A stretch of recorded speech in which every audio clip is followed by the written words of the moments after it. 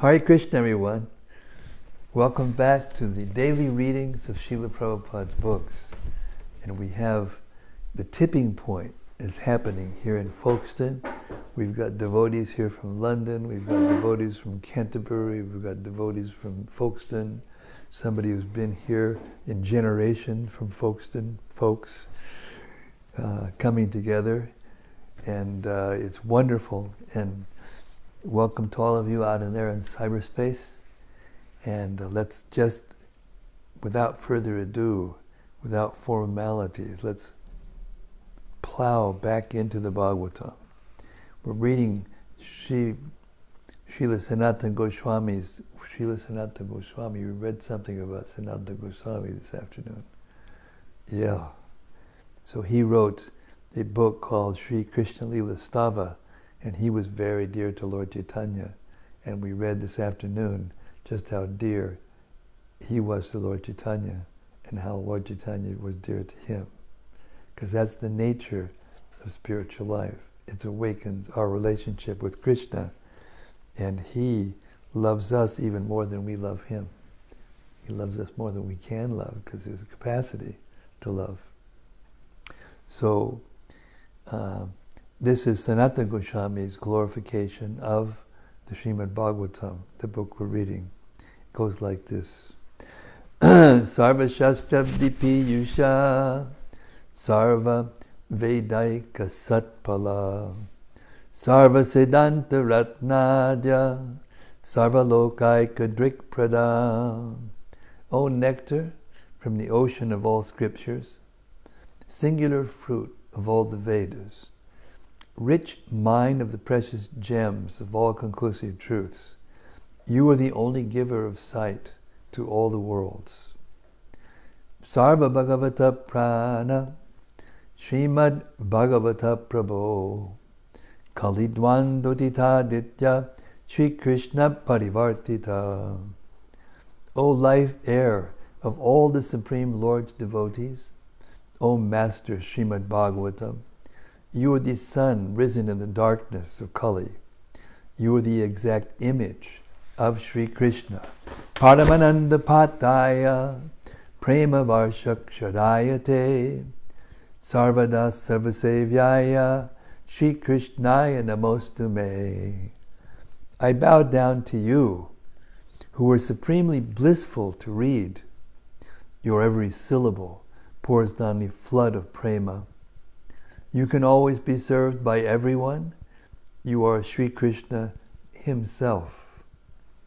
Madeka Bando Matsangin Madguru Man Mahadana Man Nishtadaka Mad Bhagya Mad Ananda Namostute. My only friend, my constant companion, my spiritual master, my great wealth, my savior, my good fortune, my source of ecstasy, I bow down to you. Asadu saduta dayin atini chutata kada hanamun chikadachin mam premna rit kantayospura.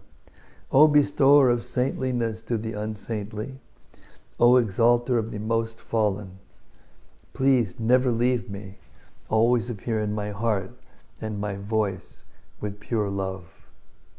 Om Namo Bhagavate Vasudevaya. Om Namo Bhagavate Vasudevaya. Om Namo Bhagavate Vasudevaya. Om Namo Bhagavate Vasudevaya. Om Namo Bhagavate Vasudevaya. Om Namo Bhagavate Vasudevaya. Okay, we've reached the 27th chapter of the third canto. Kapila Dev is going deeper into the Sankhya philosophy, the analysis of this material world, the material nature, all the energies, and how they fit together, and our relationship. The last chapter we just ended yesterday was the fundamental principles of material nature. This chapter that we're starting today is called Understanding Material Nature. Very interesting. Text 1. personality of Godhead continued. When the living entity is thus unaffected by the modes of material nature, because he is unchanging and does not claim proprietorship, he remains apart from the reactions of the modes, although abiding in a material body, just as the sun remains aloof from its reflection on water. Purport. In the previous chapter, Lord Kapila has concluded that simply by beginning the discharge of devotional service, one can attain detachment and transcendental knowledge for understanding the science of God. Here the same principle is confirmed. A person who is detached from the modes of material nature remains just like the sun reflected on water. When the sun is reflected on water, the movement of the water, or the coolness or unsteadiness of the water, cannot affect the sun. Similarly, Vasudevi, Bhagavati, Bhakti Yoga, Priyojita, Bhagavatam 1:2-7. When one engages fully in the activities of devotional service, Bhakti Yoga, he becomes just like the sun reflected on water. Although a devotee appears to be in the material world, actually, he is in the transcendental world. As the sun reflected on water appears to be on the water, but is millions of miles away from the water, so one engaged in the Bhakti Yoga process is nirguna, or unaffected by the qualities of material nature. Avikara means without change. It is confirmed in Bhagavad Gita that each and every living entity is part and parcel of the Supreme Lord, and thus his eternal position is to cooperate or to dovetail his energy with the Supreme Lord. That is his unchanging position. As soon as he employs his energy and activities for sense gratification, this change of position is called vikara. Similarly, even in this material body, when he practices devotional service under the direction of the spiritual master, he comes to the position which is without change, because that is his natural duty. As stated in the Srimad-Bhagavatam, liberation means reinstatement in one's original position. The original position is one of rendering service to the Lord, bhakti yogina, bhaktya. When one becomes detached from material attraction and engages fully in devotional service, that is changelessness. Akartvitvat means not doing anything for sense gratification. When one does something at his own risk, there is a sense of proprietorship and therefore a reaction. But when one does everything for Krishna, there is no proprietorship over the activities. By changelessness, and not by claiming the proprietorship of activities, one can immediately situate himself in the transcendental position in which one is not touched by the modes of material nature, just as the sun is unaffected by its reflection on the water. Text 2. When the soul is under the spell of material nature and false ego, identifying his body as the self, he becomes absorbed in material activities, and by the influence of false ego, he thinks that he is the proprietor of everything. Purport.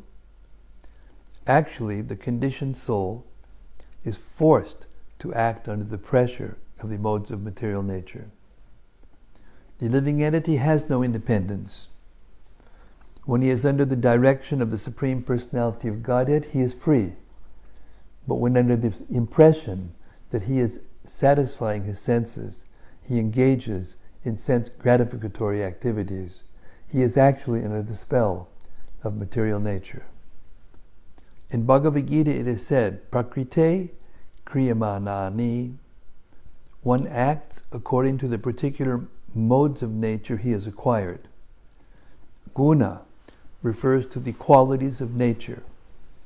He is under the qualities of nature, but he falsely thinks that he is the proprietor.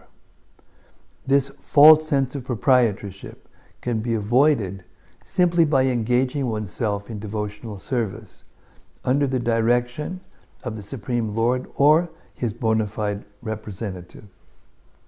Arjuna, in Bhagavad Gita, was trying to accept for himself the responsibility for killing his grandfather and teacher in the fight, but he became freed from that proprietorship of action when he acted under the direction of Krishna. He fought, but he was actually freed from the reactions of fighting. Although in the beginning, when he was nonviolent, unwilling to fight, the entire responsibility was upon him. That is the difference between liberation and conditioning. A conditioned soul may be very good and act in the mode of goodness, but still he is conditioned under the spell of material nature. A devotee, however, acts completely under the direction of the Supreme Lord. Thus his actions may not appear to be of a very high quality to the common man, but the devotee has no responsibility. Text 3. The conditioned soul therefore transmigrates into different species of life, higher and lower, because of his association with the modes of material nature. Unless he is relieved of material activities, he has to accept this position because of his faulty work. Purport. Here the word karma doshai means by faulty actions. This refers to any activity, good or bad, performed in this material world. They are all contaminated, faulty actions, because of material association.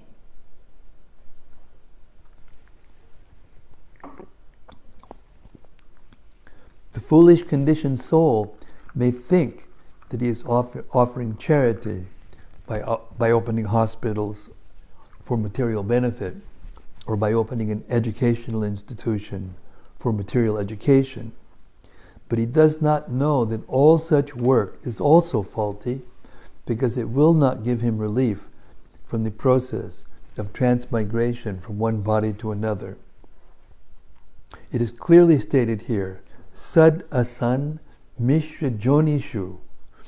This means that one may take birth in a very high family, or he may take his birth in higher planets among the demigods for his so-called pious activities in the material world. But this work is also faulty because it does not give liberation. To take birth in a nice place or a high family does not mean that one avoids undergoing the material tribulations, the pangs of birth, death, old age, and disease. A conditioned soul under the spell of material nature cannot understand that any action he performs for sense gratification is faulty, and that only his activities in devotional service to the Lord can give him release from the reaction of faulty activities. Because he does not cease such faulty activities, he has to change to different bodies, some high and some low.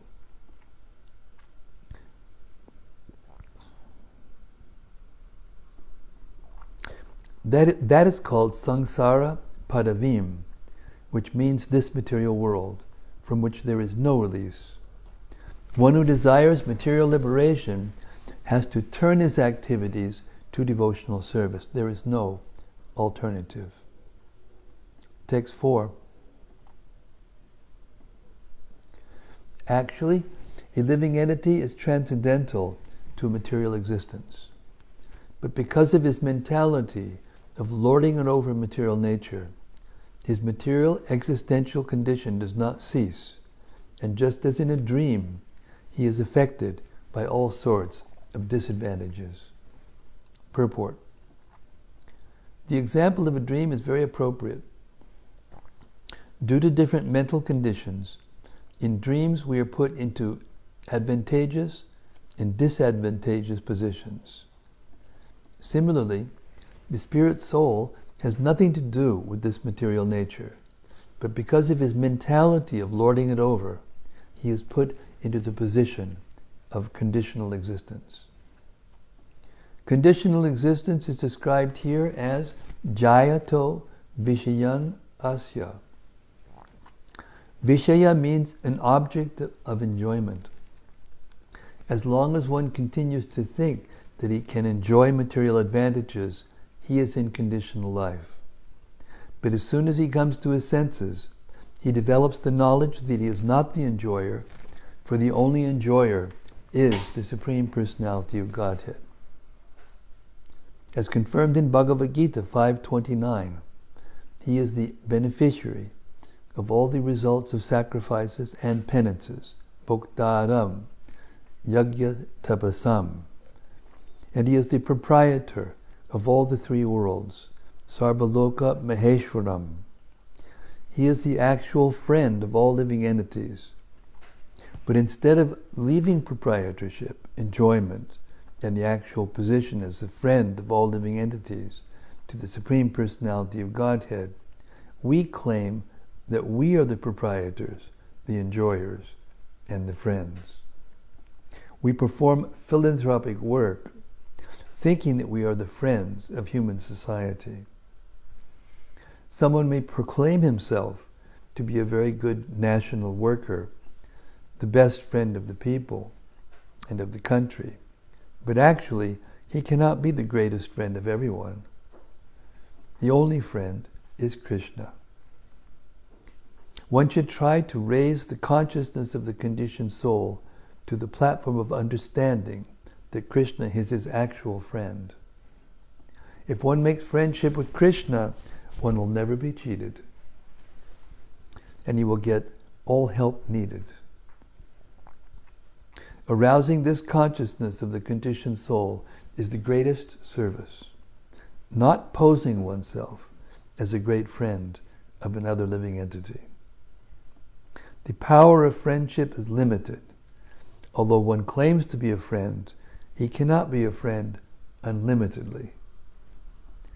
There are an unlimited number of living entities, and our resources are limited. Therefore, we cannot be of any real benefit to the people in general. The best service to the people in general is to awaken them to Krishna consciousness, so that they may know that the supreme enjoyer, the supreme proprietor, and the supreme friend is Krishna. Then this illusory dream of lording it over material nature will vanish. Text 5. It is the duty of every conditioned soul to engage his polluted consciousness, which is now attached to material enjoyment, in very serious devotional service with detachment. Thus his mind and consciousness will be under full control. Purport. The process of liberation is very nicely explained in this verse. The cause of one's becoming conditioned by material nature is his thinking himself the enjoyer, the proprietor, or the friend of all living entities. When one thinks that he is the best friend to his countrymen, to society, or to humanity, and he engages in various nationalistic, philanthropic, and altruistic activities, all that is just so much concentration on sense gratification. The so-called national leader or humanist does not serve anyone, he serves his senses only. That is a fact. But the conditioned soul cannot understand this because he is bewildered by the spell of material nature. It is therefore recommended in this verse that one engage very seriously in the devotional service of the Lord. This means that one should not think that he is the proprietor, benefactor, friend, or enjoyer, he should always be cognizant that the real enjoyer is Krishna, the Supreme Personality of Godhead. That is the basic principle of Bhakti Yoga. One must be firmly convinced of these three principles. One should always think that Krishna is the proprietor, Krishna is the enjoyer, and Krishna is the friend. Not only should he understand these principles himself, but he should try to convince others and propagate Krishna consciousness. As soon as one engages in such serious devotional service of the Lord, naturally, the propensity to falsely claim lordship over material nature disappears. That detachment is called vairagya. Instead of being absorbed in so-called material lordship, one engages in Krishna consciousness. That is control of consciousness. The yoga process necessitates controlling the senses. Yoga indriya samyamya. Since the senses are always active, their activities should be engaged in devotional service. One cannot stop their activities. If one wants to artificially stop the activities of the senses, his attempt will be a failure. Even the great yogi, Vishwamrita, who was trying to control his senses by the yoga process, fell victim to the beauty of Menaka. There are many such instances. Unless one's mind and consciousness are fully engaged in devotional service, there is always the opportunity for the mind to become occupied with desires for sense gratification. One particular point mentioned in this verse is very significant. It is said here, prasaktam asatam pati. The mind is always attracted by asat, the temporary material existence. Because we have been associated with material nature since time immemorial, we have become accustomed to our attachment to this temporary material nature. The mind has to be fixed. The mind has to be fixed at the eternal lotus feet of the Supreme Lord. Savai Manat, Krishna, Padadavindayo. One has to fix the mind at the lotus feet of Krishna. Then everything will be very nice. Thus, the seriousness of Bhakti Yoga is stressed in this verse. Text 6. One has to become faithful by practicing the controlling process of the yoga system and must elevate himself to the platform of unalloyed devotional service by chanting and hearing about me. Purport. Yoga is practiced in 8 different stages: yama, niyama, asana, pranayama, pratyahara, dharana, dhyana, and samadhi. Yama and niyama means practicing the controlling process by following strict regulations, and asana refers to the sitting postures. These help raise one to the standard of faithfulness in devotional service. The practice of yoga by physical exercise is not the ultimate goal. The real end is to concentrate and control the mind and train oneself to be situated in faithful devotional service. Bhavina, or bhava, is a very important factor in the practice of yoga or in any spiritual process. Bhava is explained in Bhagavad Gita 10.8, Buddha bhava samanvitaha. One should be absorbed in the thought of love of Krishna. When one knows that Krishna, the Supreme Personality of Godhead, is the source of everything, and that everything emanates from Him, aham sarvasya prabhabhak, then one understands the Vedanta aphorism, janmadyasya yataha, the original source of everything. And then he can become absorbed in bhava, or the preliminary stage of love of Godhead. Rupa Goswami explains very nicely in Bhakti Rasamrita Sindhu how this bhava, or preliminary stage of love of God, is achieved. He states that one first of all has to become faithful, shraddhanvita. Faith is attained by controlling the senses, either by yoga practice, following the rules and regulations and practicing the sitting postures, or by engaging directly in bhakti yoga, as recommended in the previous verse. Of the 9 different items of bhakti yoga, the first and foremost is to chant and hear about the Lord. That is also mentioned here. Matkata Shabanena Cha. One may come to the standard of faithfulness by following the rules and regulations of the yoga system. And the same goal can be achieved simply by chanting and hearing about the transcendental activities of the Lord. The word cha is significant. Bhakti yoga, where am I?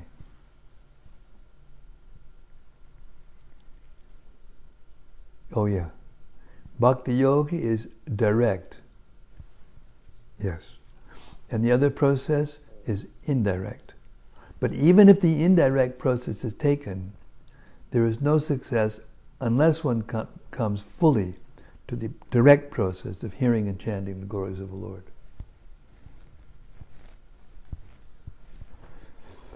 This is why we're doing this every night.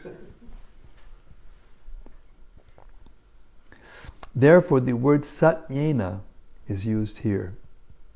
In this connection, Swami Sridhar comments that satyena means nishkapatena, without duplicity. The impersonalists are full of duplicity.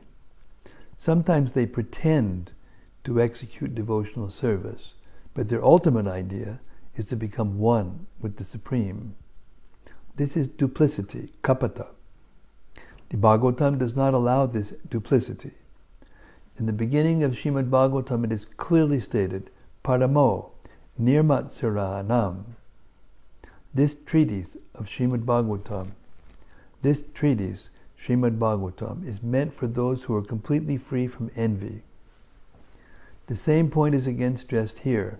Unless one is completely faithful to the Supreme Personality of Godhead and engages himself in the process of hearing and chanting the glories of the Lord, there is no possibility for liberation. Text 7.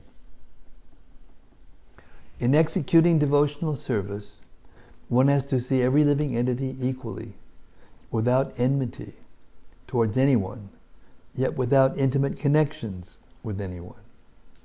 One has to observe celibacy, be grave, and execute his eternal activities, offering the results to the Supreme Personality of Godhead. Purport. A devotee of the Supreme Personality of Godhead who seriously engages in devotional service is equal to all living entities. There are various species of living entities, but a devotee does not see the outward covering. He sees the inner soul inhabiting the body. But because each and every soul is part and parcel of the Supreme Personality of Godhead, he does not see any difference. That is the vision of a learned devotee. As explained in Bhagavad Gita, a devotee or a learned sage does not see any difference between a learned brahmana, a dog, an elephant, or a cow, because he knows that the body is the outer covering only, and that the soul is actually part and parcel of the Supreme Lord. A devotee has no enmity towards any living entity, but that does not mean that he mixes with everyone. That is prohibited. Aprasangata means not to be in intimate touch with everyone. A devotee is concerned with his execution of devotional service, and he should therefore mix with devotees only in order to advance his objective. He has no business mixing with others, for although he does not see anyone as his enemy, his dealings are only with persons who engage in devotional service. A devotee should observe the vow of celibacy. Celibacy does not necessitate one be absolutely free from sex life. Satisfaction with one's wife is permitted also under the vow of celibacy. The best policy is to avoid sex life altogether. That is preferable. Otherwise, a devotee can get married under religious principles and live peacefully with a wife. A devotee should not speak needlessly. A serious devotee has no time to speak of nonsense. He is always busy in Krishna consciousness. Whenever he speaks about Krishna. Mauna means silence. Silence does not mean that one should not speak at all, but that he should not speak of nonsense. He should be very enthusiastic in speaking about Krishna. Another important item described here is swadharamena, or being exclusively occupied in one's eternal occupation, which is to act as the eternal servitor of the Lord, or to act in Krishna consciousness. The next word, baliyasa, means offering the results of all activities to the Supreme Personality of Godhead. A devotee does not act on his personal account for sense gratification. Whatever he earns, whatever he eats, and whatever he does, he offers for the satisfaction of the Supreme Personality of Godhead. Text 8. For his income, a devotee should be satisfied with what he earns without great difficulty. He should not eat more than what is necessary. He should live in a secluded place and always be thoughtful, peaceful, friendly, compassionate, and self-realized. Purport. Everyone who is accepted in material body must maintain the necessities of the body by acting or earning some livelihood. A devotee should only work for such income as is absolutely necessary. He should be satisfied always with such income and should not endeavor to earn more and more simply to accumulate the unnecessary. A person in the conditioned state who has no money is always found working very hard to earn some with the object of lording it over material nature. Kapila instructs that we should not endeavor hard for things which may come automatically without extraneous labor. The exact word used in this connection, yadrich chaya, means that every living entity has a predestined happiness and distress in his present body. This is called the law of karma. It is not possible that simply by endeavors to accumulate more money, a person will be able to do so. Otherwise, almost everyone will be on the same level of wealth. In reality, everyone is earning and acquiring according to his predestined karma. According to the Bhagavatam conclusion, we are sometimes faced with dangerous or miserable conditions without endeavoring for them. And similarly, we may have prosperous conditions without endeavoring for them. We are advised to let these things come as predestined. We should engage our valuable time in prosecuting Krishna consciousness. In other words, one should be satisfied by his natural condition. If by predestination one is put into a certain condition of life which is not very prosperous in comparison to another's position, one should not be disturbed. He should simply try to utilize his valuable time to advance in Krishna consciousness. Advancement in Krishna consciousness does not depend on any materially prosperous or distressed condition. It is free from the conditions imposed by material life. A very poor man can execute Krishna consciousness as effectively as a very rich man. One should therefore be very satisfied with his position as offered by the Lord. Another word here is mitabuk.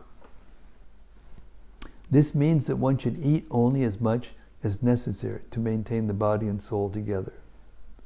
One should not be gluttonous to satisfy the tongue. Grains, fruits, milk, and similar foods are allotted for human consumption. One should not be excessively eager to satisfy the tongue and eat that which is not meant for humanity. Particularly, a devotee should eat only prasad, or food which is offered to the personality of Godhead. His possession is to accept the remnants of those foodstuffs, innocent foods, like grains, vegetables, fruits, flowers, and milk preparations, are offered to the Lord, and therefore there is no scope for offering foods which are in the mode of passion and ignorance. A devotee should not be greedy. It is also recommended that the devotee should be muni, or thoughtful. He should always think of Krishna and how to render better service to the Supreme Personality of Godhead. That should be his only anxiety.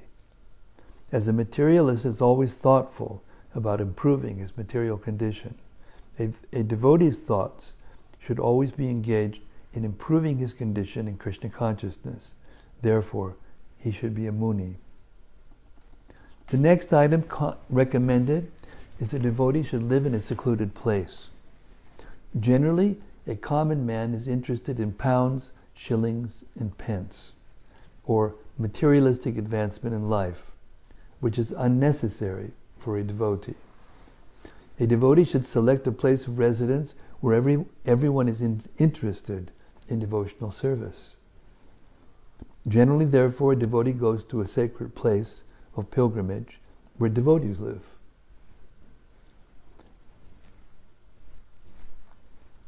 It is recommended that he live in a place where there is no large number of ordinary men. It is very important to live in a secluded place, vibhakta sharana. The next item is shanta, or peacefulness. The devotee should not be agitated. He should be satisfied with his natural income, eat only as much as he needs to keep his health, live in a secluded place, and always remain peaceful. Peace of mind is necessary for prosecuting Krishna consciousness.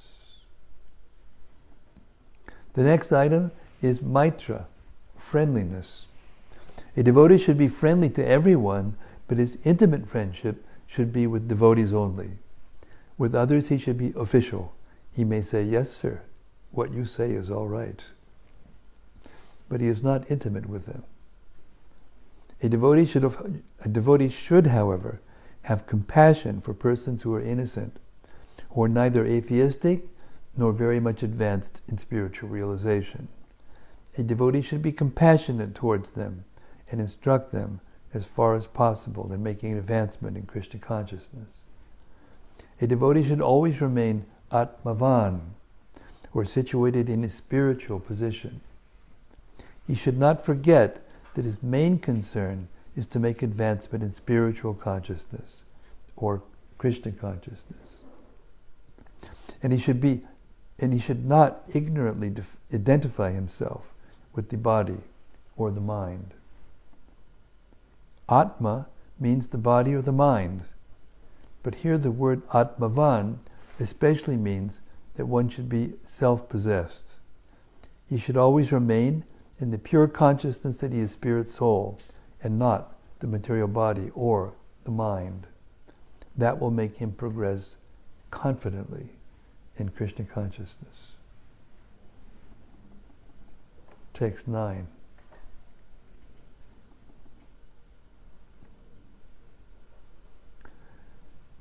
One's seeing power should be increased through knowledge of spirit and matter. And one should not unnecessarily identify himself with the body and thus become attracted by bodily relationships. Purport. The conditioned souls are eager to identify with the body and consider that the body is myself, and that anything in relationship with the body or possessions of the body is mine.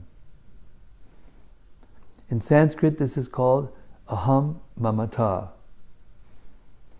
and it is the root cause of all conditional life. A person should see things as the combination of matter and spirit. he should distinguish between the nature of matter and the nature of spirit. And his real identification should be with spirit, not with matter. By this knowledge, one should avoid the false bodily concept of life. Text 10. One should be situated in the transcendental position, beyond the stages of material consciousness, and should be aloof from all other conceptions of life. Thus realizing freedom from false ego, one should see his own self just as he sees the sun in the sky. Purport. Consciousness acts in 3 stages of the material conception of life. When we are awake, consciousness acts in a particular way. When we are asleep, it acts in a different way. And when we are in deep sleep, consciousness acts in still another way. To become Krishna conscious, one has to become transcendental to these 3 stages of consciousness. Our present consciousness should be freed from all perceptions of life other than Godhead. This is called Duri Bhutanya Darshana, which means that when one attains perfect Krishna consciousness, he does not see anything but Krishna. In the Chaitanya Charitamrita, it is said that the perfect devotee may see many movable and immovable objects, but in everything he sees that the energy of Krishna, he immediately remembers Krishna in his personal form. Therefore, in all his observations, he sees Krishna only.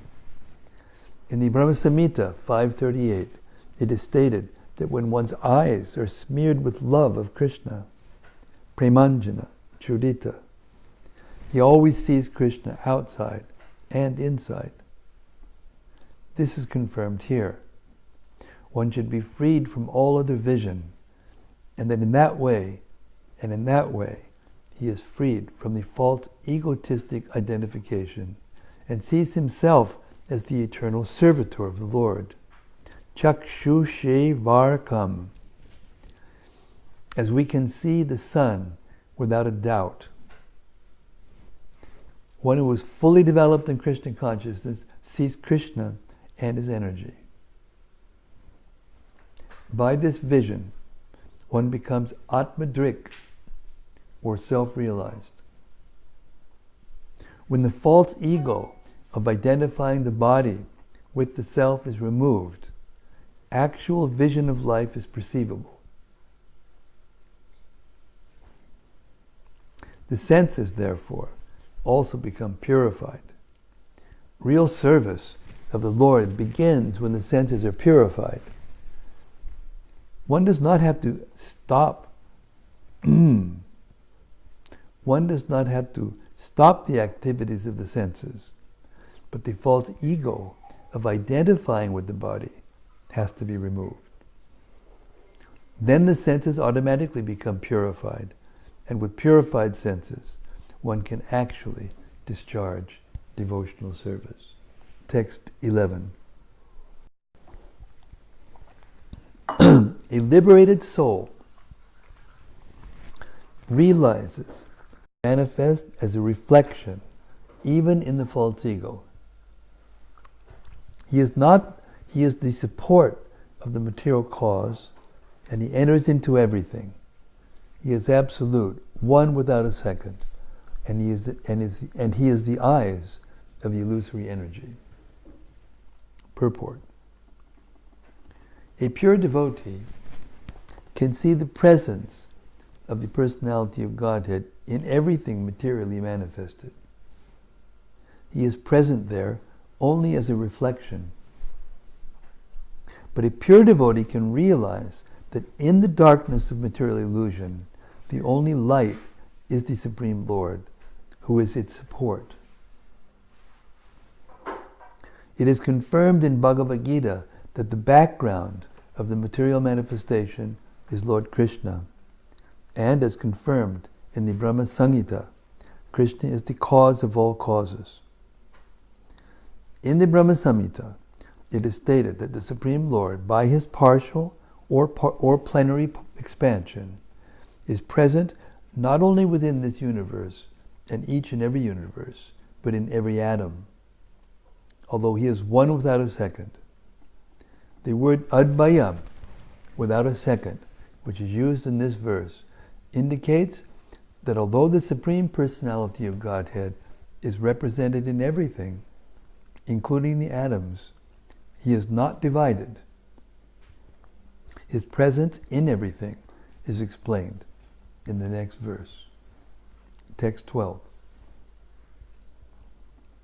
The presence of the Supreme Lord can be realized just as the sun is realized first as a reflection on water and again as a room, although the sun itself is situated in the sky.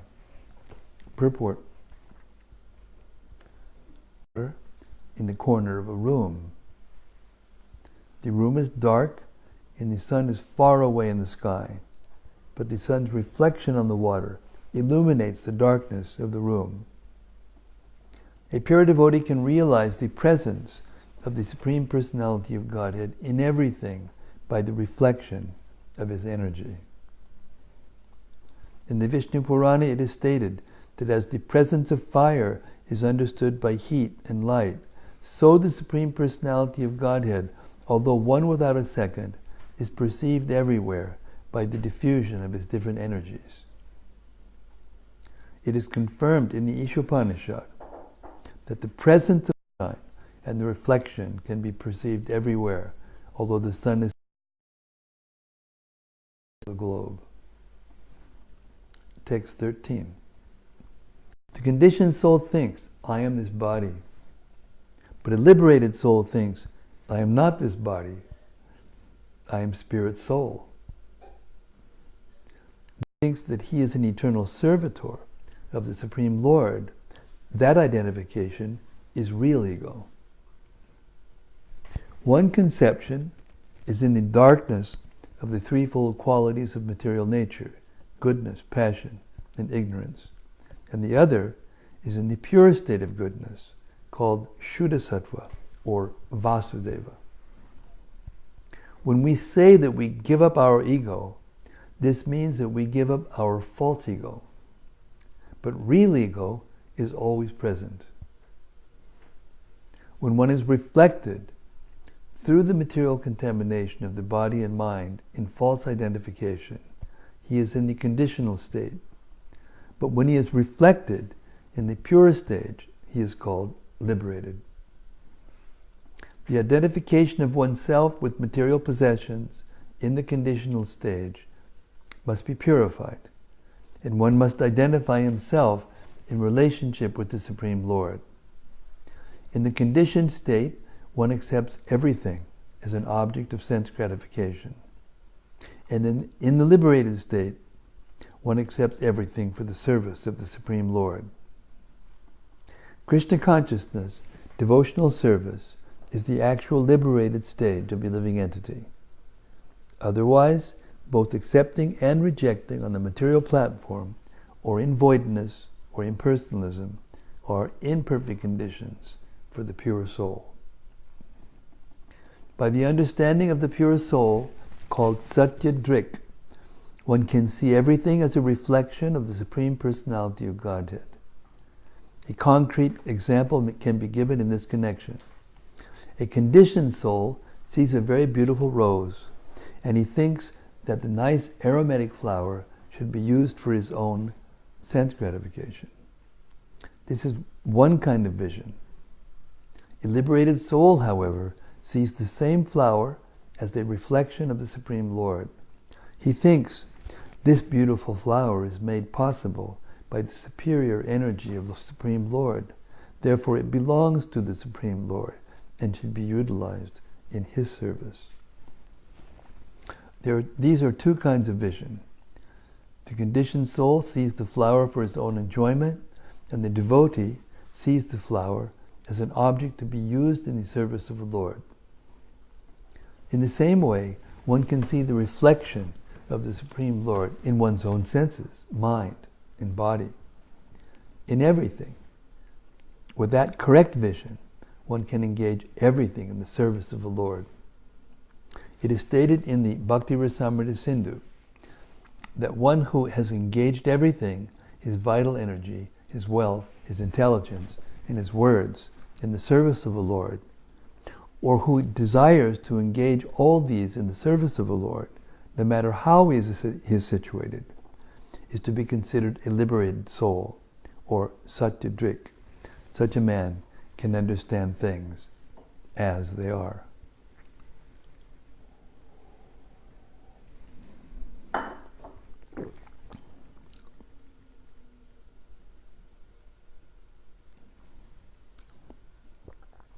Text 14. Although a devotee appears to be merged in the five material elements, the objects of material enjoyment, the material senses and material mind and intelligence, he is understood to be awake and to be freed from the false ego. Purport. The explanation of Rupa Goswami, by Rupa Goswami in the Bhakti Rasamrita Sindhu, of how a person can be liberated even in this body is more elaborately explained in this verse. The living entity who has become Satyadrik, who realizes his position in relationship with the Supreme Personality of Godhead, may remain apparently merged in the five elements of matter, the five material sense objects, the 10 senses, and the mind and intelligence, but still he is considered to be awake and to be freed from the reaction of false ego. Here the word lina is very significant. The Mayavadi philosophers recommend merging into the impersonal effulgence of Brahman. That is their ultimate goal or destination. That merging is also mentioned here, but in spite of merging, one can keep his individuality. The example given by Jiva Goswami is that a green bird that enters a green